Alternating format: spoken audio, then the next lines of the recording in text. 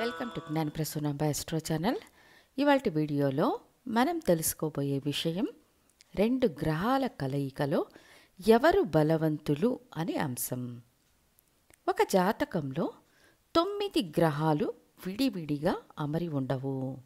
ఒకటి కంటే ఎక్కువ గ్రహాలు పరస్పర సంబంధాన్ని కలిగి ఉంటాయి. 9 గ్రహాలు విడివిడిగా ఉన్న జాతకాలు చాలా అరుదుగా ఉంటాయి.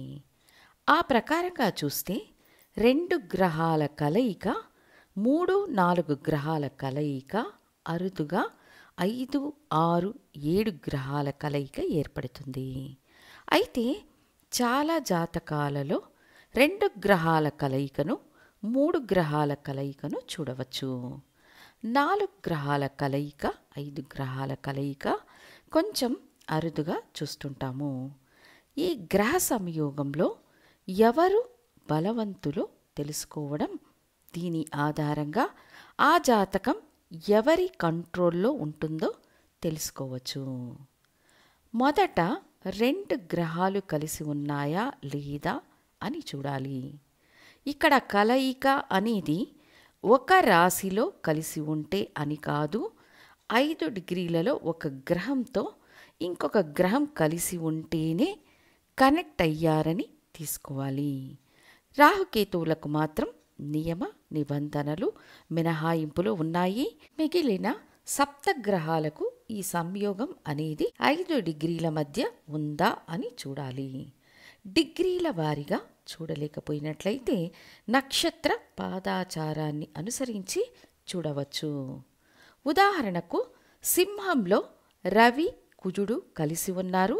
రవి మఖా నక్షత్రం 2వ పాదంలో, కుజుడు మఖా నక్షత్రం 3వ పాదంలో ఉన్నారంటే రవి తన స్వంత రాశిలో, కుజుడు తన మిత్రక్షేత్రంలో ఉన్నారని, కలిసి ఉన్నారని తీసుకోవాలి. ఒకవేళ కుజుడు మఖా నక్షత్రం 4వ పాదంలో ఉంటే కలయికగా తీసుకోకూడదు. సో డిగ్రీ వైజ్గా చూడడం చాలా ముఖ్యం. ఇలా ఉన్న గ్రహ కలయికలో ఏ గ్రహం బలంగా ఉందని పరిశీలించడం చాలా చాలా ముఖ్యం. ఈ కలయిక ఏ రాశిలో ఉంటుందో ఆ రాశిలో ఎవరికి అధిక శక్తి వస్తుందో వాళ్ళు బలంగా ఉన్నారని అర్థం. ముందు చెప్పిన ఉదాహరణనే చూద్దాము. సింహంలో రవి కుజుల కలయిక ఉంటే సింహంలో రవికి అధిక బలం ఉంటుంది కాబట్టి రవిని తీసుకోవాలి. అదే తులలో రవితో కలిసి 5 డిగ్రీలలో ఏ గ్రహం ఉన్నా రవికి బలం ఉండదు, ఇతర గ్రహానికే బలం ఉంటుంది. ఉదాహరణకు తులలో రవితో శని భగవానుడు 5 డిగ్రీలలో ఉన్నారనుకుందాము. ఇక్కడ శని ఉచ్చస్థానం అనే బలం కలిగి ఉండి రవికి నీచభంగాన్ని ఏర్పరిచిన అది నెగటివ్ ఫలితాలను ఇస్తుంది. మొదటి విధి 2 గ్రహాలు కలిసి ఉన్నాయా అని పరిశీలించాలి. రెండవ విధి కలిసి ఉన్న గ్రహాల్లో ఎవరికి అధిక బలం అని పరిశీలించాలి. ఇది ఒక రకమైన గ్రహం యొక్క బలాన్ని పరిశీలించే మార్గం. ఇంకొక ప్యాటర్న్, మనం ఎలాగైతే ముఖ్యమంత్రి తరువాత ఇతర మంత్రుల అధికార పదవులను నిర్ణయిస్తామో అదే వరుసలో ఉన్న గ్రహాల్లో కేతువు అత్యంత బలవంతుడు. అప్పుడు కేతువుతో ఏ గ్రహమైనా 5 డిగ్రీల లోపల కలిసి ఉంటే ఆ గ్రహం తన బలాన్ని కోల్పోయి ఎటువంటి ఫలితాలను ఇవ్వదు. ఇదే నియమం రాహువుకు కూడా అన్వయిస్తుంది. 5 డిగ్రీల లోపల రాహువుతో ఒక గ్రహం కలిసి ఉంటే ఆ గ్రహం రాహు కంట్రోల్లో ఉండి తన బలాన్ని కోల్పోతుంది. దాని తరువాత గ్రహ బలాలను చూచినట్లయితే రవికి అధిక బలం ఉంటుంది. రవి లేకపోతే జ్యోతిష్య శాస్త్రమే లేదు. రవి తన స్వంత రాసుల్లో ఉన్నప్పుడు, ఉచ్చస్థానం మిత్రస్థానాల్లో ఉన్నప్పుడు, దిగ్బలాన్ని పొందినప్పుడు ఖచ్చితంగా బలంగా ఉంటాడు. నీచ స్థితిలో ఉంటే మాత్రమే రవి బలహీన స్థితిలో ఉన్నారని అర్థం. రవి తరువాత చంద్రుడు, చంద్రునికి మాత్రం శుక్లపక్షమా కృష్ణపక్షమా అని లెక్కించాలి. పౌర్ణమి చంద్రుడైతే పవర్ఫుల్గా ఉన్నారని, అమావాస్య చంద్రుడైతే బలహీనంగా ఉన్నారని తీసుకోవాలి. ఆ తరువాత గ్రహ కళల ఆధారంగా శుక్రునికి 12 కళలు ఉంటాయి కాబట్టి శుక్రుడు, తరువాత గురువు సహజ శుభగ్రహం, తనతో కలిసి ఉన్న గ్రహాలను మంచి కోసం ప్రభావితం చేయగల గ్రహం. సో గురు శుక్రులిద్దరూ బలమైన గ్రహాలు. తర్వాత కుజుడు కోపాన్ని, వేగాన్ని, ఆవేశాన్ని వ్యక్తం చేయగల బలమైన గ్రహం. తనతో కలిసిన గ్రహాలను అదేవిధంగా పనిచేయించగల స్వభావం కలిగిన గ్రహం.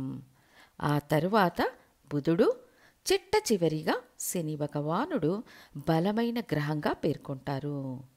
గ్రహ బలం అనే వరుసలో శని భగవానునికి మాత్రమే అతి తక్కువ బలం కలిగిన గ్రహం అంటారు. అయితే అతి చిన్న గ్రహం అని పేర్కొనబడే బుధుడు నేరుగా ఎవ్వరిని వ్యతిరేకించని గ్రహంగా చెప్పవచ్చు. ఇక 2 గ్రహాల కలయికలో ఎవరికి బలం అధికం అనే ప్రామాణిక నియమం ప్రకారం ఆ స్థానంలో ఎవరికి బలం అధికంగా ఉంటుందని పరిశీలించడం ముఖ్యం. ఉదాహరణకు కుంభంలో శని భగవానుడు ఉన్నారు, కూడా గురు భగవానుడు కలిసి 5 డిగ్రీల లోపల ఉన్నారు. ఇక్కడ గురువు అధిక శుభత్వం కలిగిన గ్రహం అన్నా కూడా శనికి ఇక్కడ స్వంత రాశి మూల త్రికోణ బలం ఉంటుంది కాబట్టి శని భగవానుడే ఇక్కడ బలమైన గ్రహం. ఇదే కలయిక ధనుస్సులో ఉంది అనుకోండి. ఇక్కడ గురువు స్వంత రాశి మూల త్రికోణ బలంతో ఉంటారు, శని సమం అనే బలంతో ఉంటారు. కాబట్టి ఇక్కడ గురువుకి బలం అధికంగా ఉంటుంది. గ్రహ బలాన్ని బట్టి, గ్రహ స్వభావాన్ని బట్టి కూడా పరిగణించాలి. అయితే రాహుకేతువులకు ఇది వర్తించదు. వీళ్ళు ఏ స్థానంలో ఉంటే ఆ స్థానాన్ని పూర్తిగా ఆక్రమిస్తారు. కాబట్టి ఎల్లప్పుడూ వీళ్ళు బలంగా ఉంటారు. గ్రహ కలయికలో స్వంత రాశి, ఉచ్చస్థానం, మూల త్రికోణ బలం, మిత్రస్థానం, దిగ్బలంలో ఉన్న గ్రహాలు బలమైన గ్రహాలు. గ్రహ బలం వరుసలో కేతువు, రాహువు, రవి అత్యంత బలమైన గ్రహాలు. దాని తరువాతనే ఇతర గ్రహాలు. గ్రహాల కాంతికి సంబంధించిన కళల్లో శని గ్రహం అత్యంత బలహీన గ్రహం. అయితే 3 ప్రత్యేక దృష్టిలున్న విశేష గ్రహం. ఇక బుధ గ్రహం ఏ గ్రహంతో కలిసి ఉన్నా ఆ గ్రహానికి అనుగుణంగా తనను తాను మార్చుకుంటాడు. వ్యతిరేక గ్రహాల కలయిక ఉన్నప్పుడు అక్కడ ఎవరు బలశాలి అని తీర్మానించడం స్వంత రాశి, మూల త్రికోణ బలం, ఉచ్చస్థానం అనే బలాన్ని పరిశీలించి తీర్మానించబడుతుందని తెలియచేస్తూ మళ్ళీ ఇంకొక వీడియోతో మీ ముందుంటాను. ధన్యవాదాలు.